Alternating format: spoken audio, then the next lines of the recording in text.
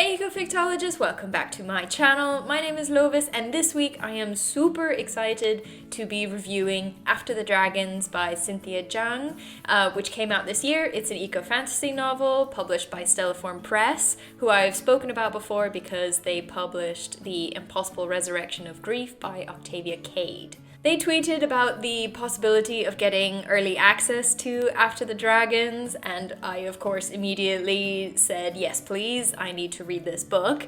And then, I don't know what happened, but I didn't actually manage to get to it before the publication date. It was published in August, so not even remotely close. So I apologize that I cannot hype up this book before publication, but hopefully I can hype it up to keep the debut excitement wave going. And bonus, I will be posting an interview with the author Cynthia Zhang next week, along with Mehdabel Glenhaber, who's a comic artist, and I had such a great time chatting with the two of them. We had a really good chat about ecofiction in different types of media, and of course, my favorite conversation, what fantasy can bring to the ecofiction table and how it can send some really important messages, even if not everything in that speculative, fantastical future is present in our reality. So that was really great. I just had such a wonderful time interviewing the two of them,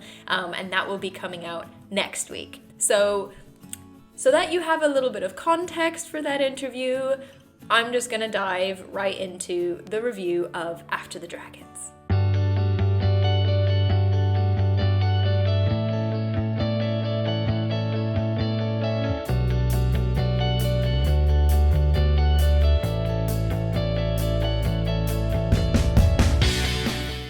As always, first up is a spoiler-free summary. After the Dragons takes place in a future Beijing, where drought and extreme pollution are threatening not only the people that live there with a disease called xiaolong or burnt lung, but also the dragons that live there.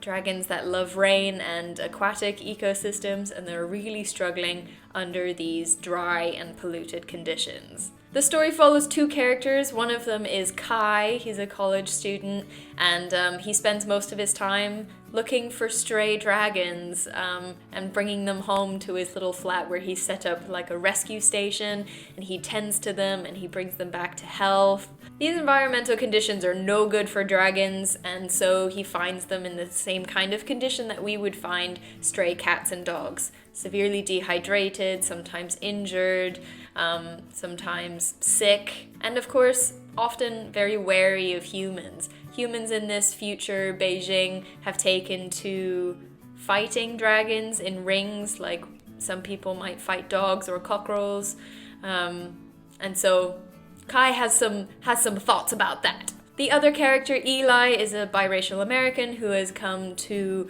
Beijing to study, and he works in an immunology lab, and he has come to try and find a cure for xiaolong or burnt lung, which his grandmother passed away from. His and Kai's worlds collide as they both try to protect the dragons and find a cure for this disease, which Kai is now also suffering from. This is a beautiful, fantastical, queer story about trust and friendship and family and love and grief and, of course, dragons. And it all happens against the backdrop of a climate-changed Beijing. How Cynthia managed to fit all of that into about 160 pages, this book is quite slim, I have absolutely no idea, because those 160 pages pack as much of a punch as some, epic fantasy tomes that I have read. This story is a perfect example of the saying, good things come in small packages. Even though a lot of the events in this story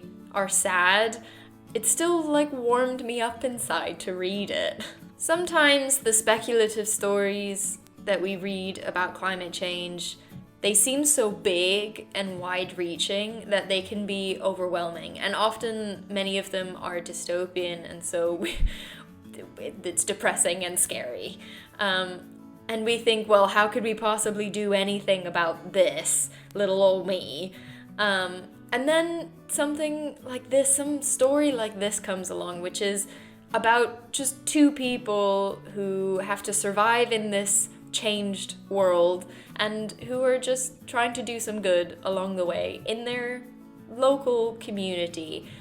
Maybe with hopes of far-reaching consequences, but they start small, they start with what's around them. And it's not overwhelming, it just kind of gently shows you what life might be like and what dangers we might face, but it gives you the hope that you will be able to face them. So not all of it is fantastical, even though a lot of it does revolve around dragons, and I think it treads that line beautifully, that line that I'm always talking about on this channel, where fantasy might actually give the reader that necessary distance in order to effectively convey big messages about the environment and our relationship with it. It can show us a few real things, even if not everything on those pages is part of our reality. This book might be gentle. It's been called a soft fantasy because it's relatively low stakes, even though the stakes seem plenty high for the characters themselves. But it sends such an important and big message about what we might decide to care about in the future. Will we continue to disregard non-human species?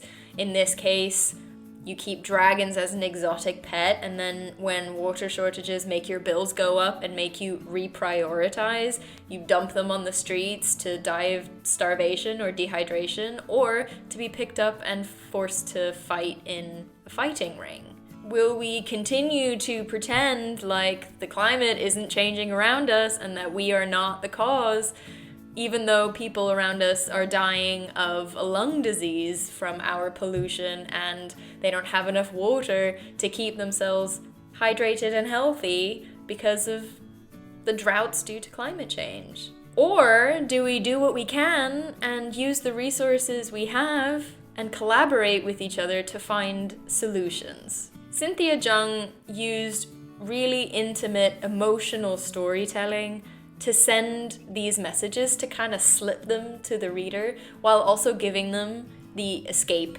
that they came to the book for. That's not easy to do. And even though these topics are in every scene of the book, you're still not like hit over the head with it. You just feel it as you read it. It really is a lovely read, and it has so much hope in it as well, because it focuses on these two characters who have decided to take on the issues around them, maybe not globally but locally, and so they have to be motivated by some kind of hope, and that gives the reader hope too, that maybe we can find it in our local communities. What is it around us that is within our capabilities to make better? And who is around us that we can team up with to do that? I felt this book balanced the kind of warnings that you get in dystopian speculative fiction with the right amount of hope so that it's not overwhelming and is actually quite heartwarming. So if that has piqued your interest or tickled your fancy, you can pick up a copy of After the Dragons from the Stelliform Press website, or pretty much anywhere else, I think. Stelliform Press is a small independent publishing press that focuses on telling stories about climate change and ecological destruction, but also about how we relate to each other and other species in these times of change. They've got some absolutely fantastic books on their website, and I believe they are actually open for submissions right now. So if you write novels or novellas or short story collections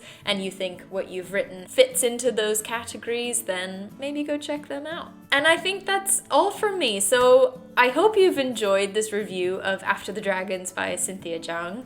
And if you have, be sure to give this video a thumbs up and subscribe to the channel if you haven't already. I post content about reading and writing eco-fiction every Wednesday. And if you want to be notified as soon as I upload new content, you can click the bell next to the subscription button and you won't miss a thing. And if you like what I do and would like to support me, then head on over to patreon.com/ecofictology and become a patron, where your monthly donation buys me books and also supports Love the Oceans, a marine conservation organization operating out of Mozambique.